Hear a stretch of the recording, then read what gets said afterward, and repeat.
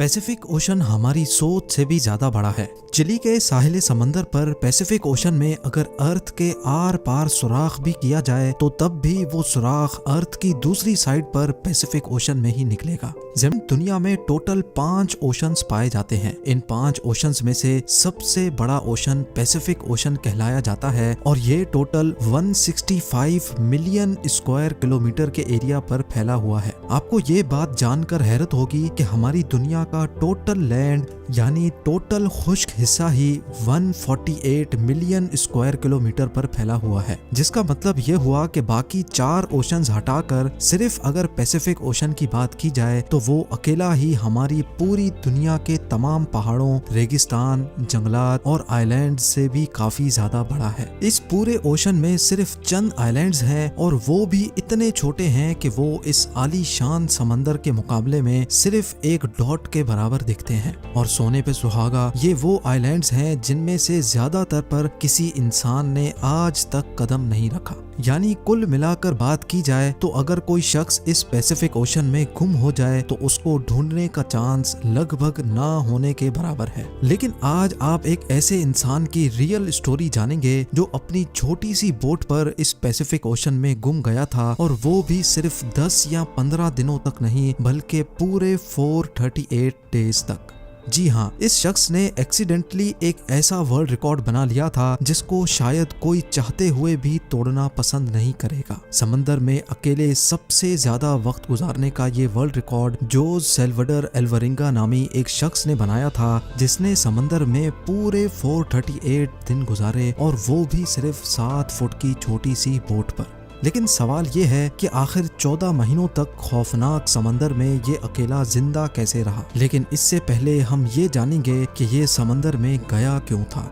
ये बात है 2012 की, जब मेक्सिको के एक छोटे गांव कोस्टा एजुल में जोस एल्वरिंगा नामी ये शख्स रहता था। जोस उस वक्त 36 साल का था और ये एक एक्सपर्ट मछेरा भी हुआ करता था। 17 नवंबर 2012 वाले दिन जोस अपने एक साथी के साथ फिशिंग के लिए अपनी छोटी बोट पर रवाना हुआ। इनका प्लान था कि वो समंदर में सिर्फ 30 घंटे गुजारेंगे। इसी वजह से इनकी छोटी सी बोट पर कुछ ज्यादा सामान भी नहीं था। इस 7 फुट की बोट में सिर्फ एक इंजन और एक रेफ्रिजरेटर था जिसमें वो मछलियां स्टोर करते थे। अपने साथ सिर्फ एक दिन का खाना पीना लेकर जाने वाले जोस को ये कहाँ मालूम था कि उसके अगले 438 दिन उसकी जिंदगी के बदतरीन दिन होने वाले हैं। वो मेक्सिको के साहिल से 120 किलोमीटर दूर गए और अपना जाल समंदर में बिछा दिया। लेकिन उसी वक्त एक खौफनाक समंदरी तूफान वहां आ पहुंचा। अपनी जान बचाने के लिए वो मछली के जाल को वहीं छोड़कर वापस साहिल की तरफ उल्टे पांव भागे।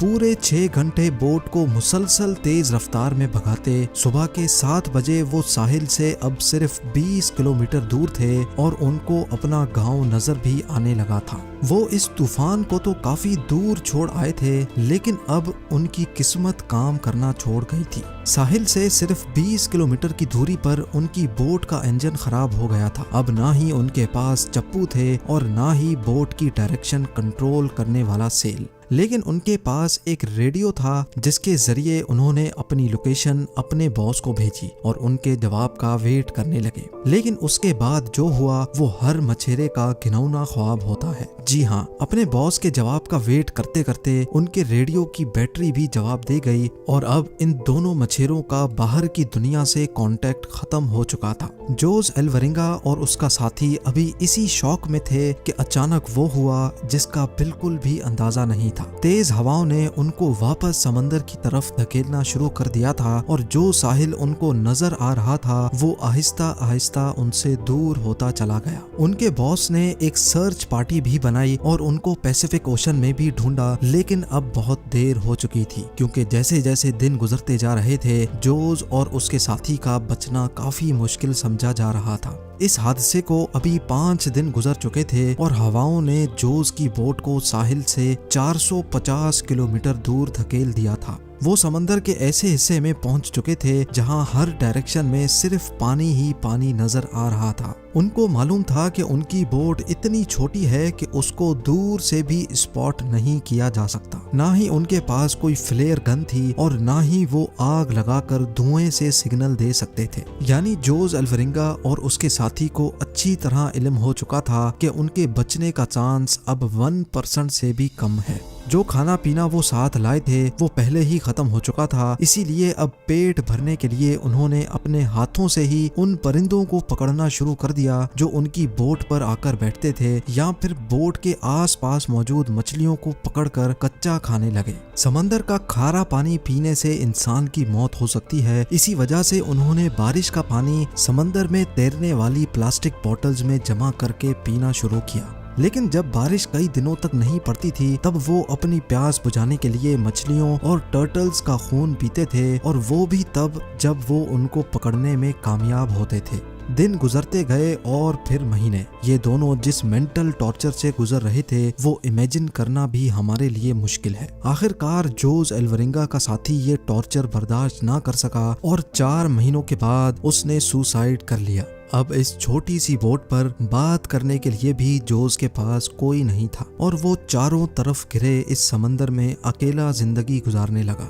मैप में देखा जाए तो एक अंदाजे के मुताबिक अब जोस पैसिफिक ओशन के इस हिस्से में मौजूद था और ये दुनिया का खामोश तरीन हिस्सा माना जाता है। हत्ता के यहाँ से कार्गो शिप्स भी कभी कभार गुजरती हैं।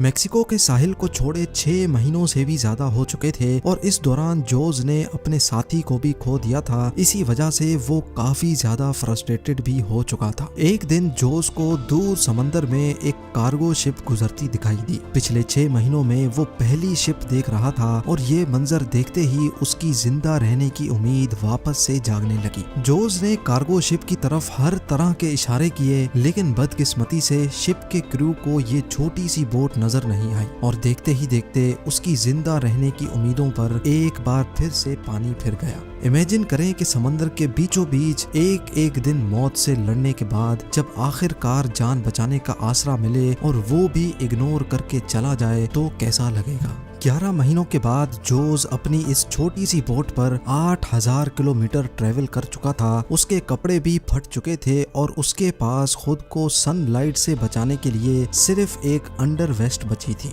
आखिरकार वो घड़ी आ ही गई जब किस्मत जोस पर मेहरबान हो गई। 30 जनवरी 2014 को यानी पूरे 14 महीनों के बाद जोस ने आसपास पानी में नारियल तैरते देखे। वो समझ गया था कि कोई आइलैंड करीब आ चुका है जहां लगे नारियल दरख्तों से टूटकर पानी में तैर रहे हैं। थोड़ी देर बाद उसको वाकई एक आइलैंड नजर आने लगा। उसको डर था कि ये आइलैंड भी कहीं इससे मिस ना हो जाए, इसी वजह से वो पानी में कूद गया और स्विम करके आइलैंड पर पहुंच गया। पिछले 14 महीनों में जोस ने पहली बार किसी जमीन पर कदम रखा था और जब वो आइलैंड पर पहुंचा तो उसको एक छोटा बीच हाउस दिखाई दिया जिसमें वहां का लोकल मौजूद था। पिछले 438 डेज में जोस का पहली बार किसी और इंसान से कांटेक्ट हुआ था। ये आइलैंड मार्शल आइलैंड्स का एक रिमोट आइलैंड था जिसको इबॉन एटोल कहा जाता है और ये आइलैंड जोस के स्टार्टिंग पॉइंट से 11,000 किलोमीटर दूर है। ये भी जोस की किस्मत थी कि वो समंदर में एक छोटे डॉट जितने आइलैंड के करीब पहुंच गया था, वरना अगर जोस से ये आइलैंड भी मिस हो जाता तो अगला स्टॉप इसका फिलीपींस में होता जो इस आइलैंड से भी 5,000 किलोमीटर मजीद दूर है।